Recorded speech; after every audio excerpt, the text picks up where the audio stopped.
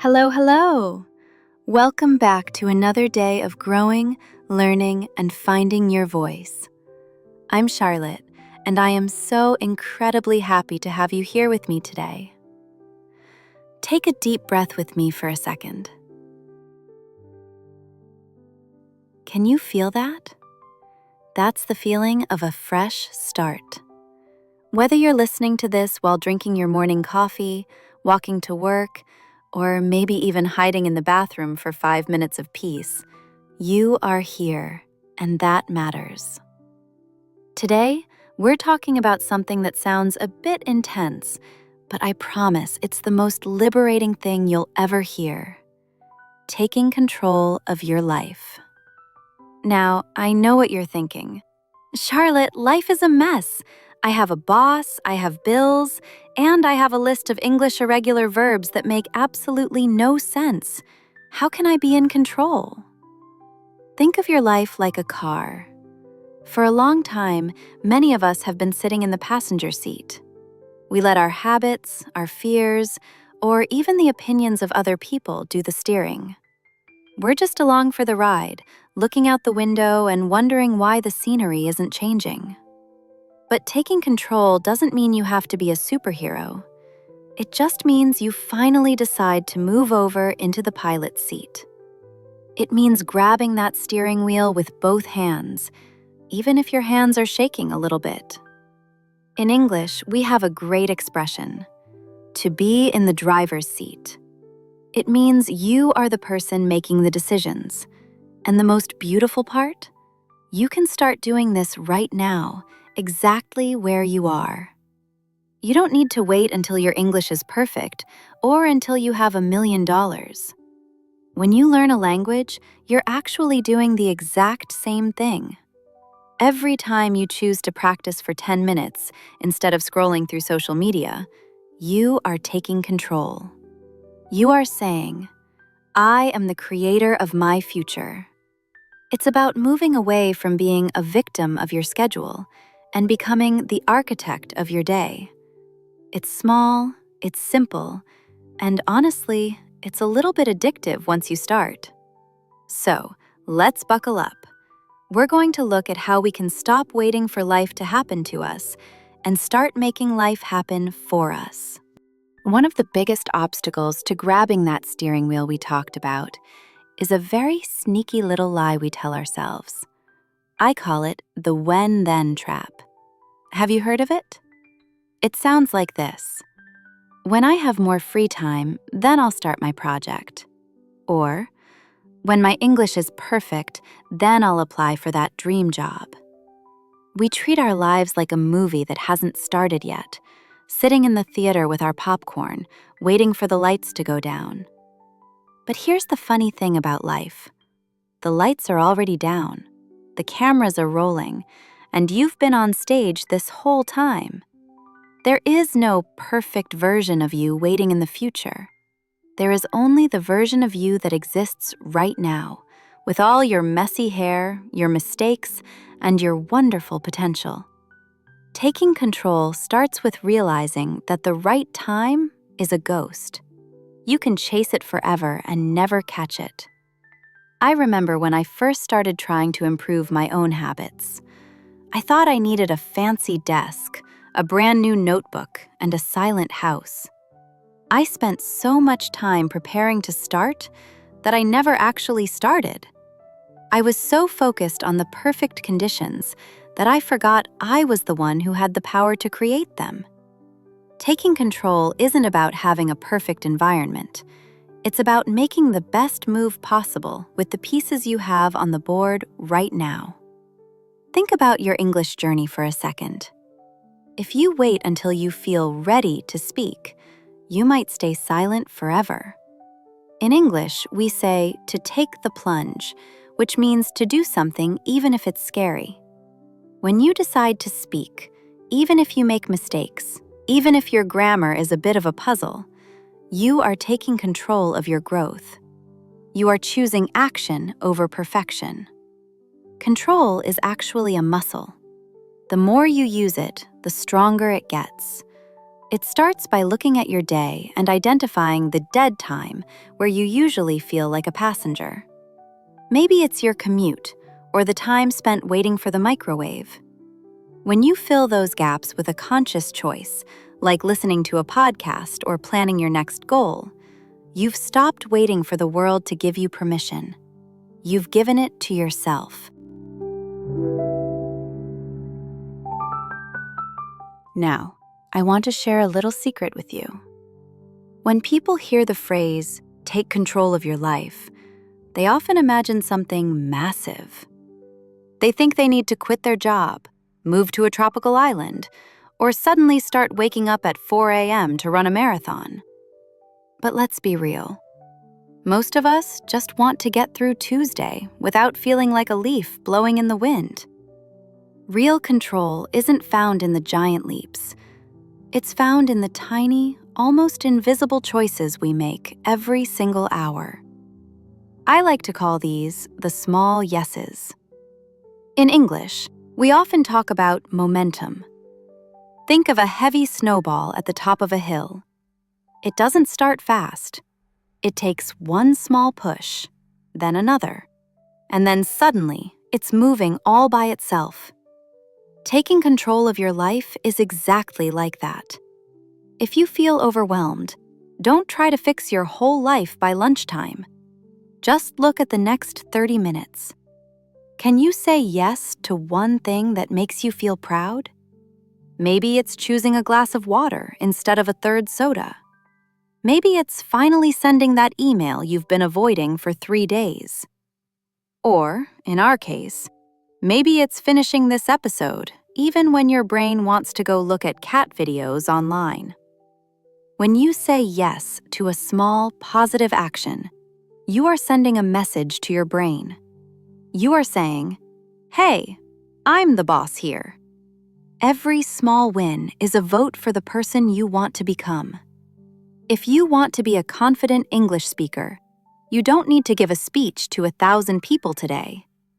You just need to say yes to learning 3 new words. That's it. You've just won a tiny battle for control. We sometimes fall into the trap of thinking that if we can't do something perfectly, it's not worth doing at all. But honestly, doing something badly is still 1,000,000 times better than doing nothing. A bad 5-minute workout is better than no workout. A messy English sentence is better than a silent mouth.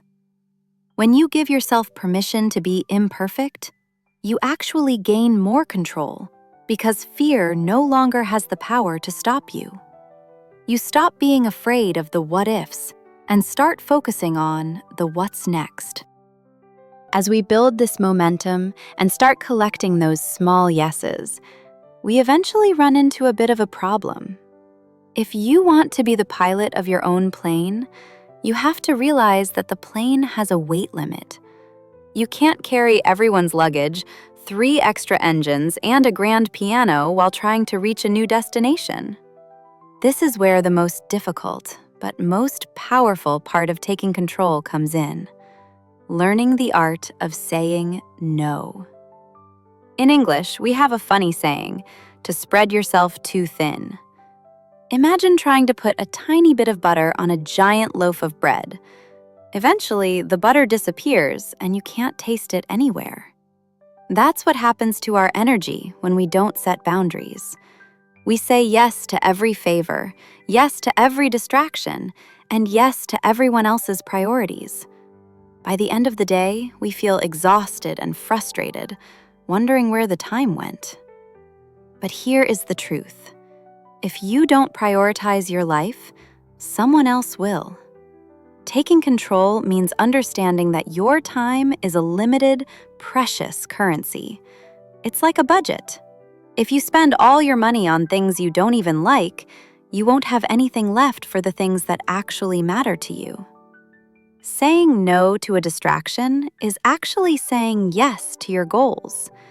When you turn off your phone notifications to focus on your English studies for 20 minutes, you aren't being rude to the world. You are being respectful to your future self. You are protecting your focus. I know it can feel uncomfortable at first. We want to be helpful and we want to be liked.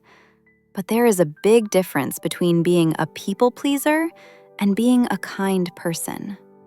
A person in control of their life is kind, but they are also firm. They know that saying no to a late-night party might be necessary to say yes to a productive morning. It's about choosing long-term happy over short-term easy. Think about your language learning again. Sometimes taking control means saying no to the voice in your head that says, "You're too tired today." It means saying no to the fear of sounding silly. When you silence those distractions and those negative thoughts, you create a quiet space where growth can actually happen. You aren't just reacting to the world anymore. You are responding with intention. You are deciding what gets to stay in your life and what needs to be left at the departure gate. It's a brave thing to do, but I promise you, the view from the pilot's seat is much better once you clear out the clutter. We've traveled quite a distance together today, haven't we? We've moved from the passenger seat to the pilot's seat. We've hunted down the ghost of the perfect time, and we've started collecting those powerful, small yeses while clearing the clutter with a firm no. Now, as we begin to bring this plane in for a landing, I want you to look out the window at the horizon. Because taking control of your life isn't a destination you reach and then stop. It's a way of traveling. It's about becoming the master of your own map. In English, we have a beautiful word, agency.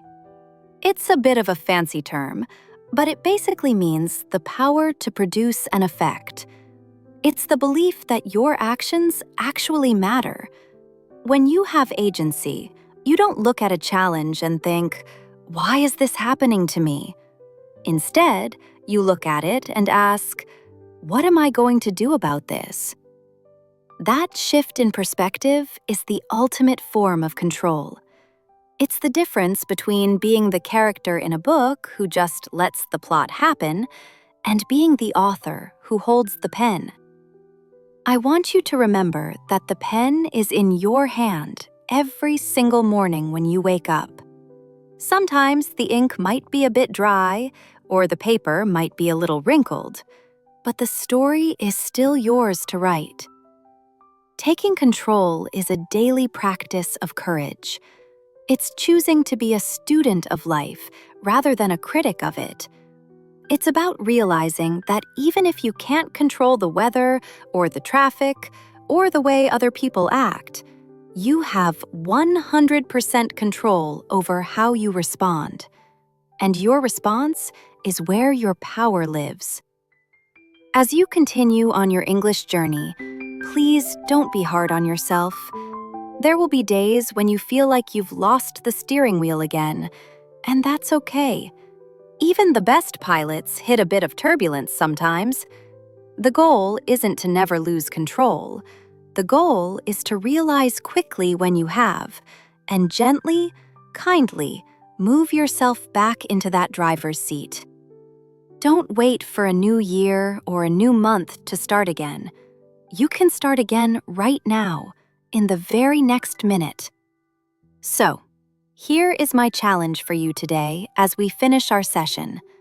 Pick one tiny thing, just one, that you've been letting happen to you and decide to take charge of it. Maybe it's your morning routine. Maybe it's the way you talk to yourself in the mirror. Or maybe it's finally committing to that one English book you bought months ago. Whatever it is, do it with a smile, knowing that you are reclaiming your power. You are capable. You are strong. And you are officially in charge. Thank you for letting me be a part of your journey today. Keep showing up, keep speaking your truth, and most importantly, keep believing in the power of your own choices. I'm Charlotte, and this has been Speak Power Daily. I'll see you in the next one.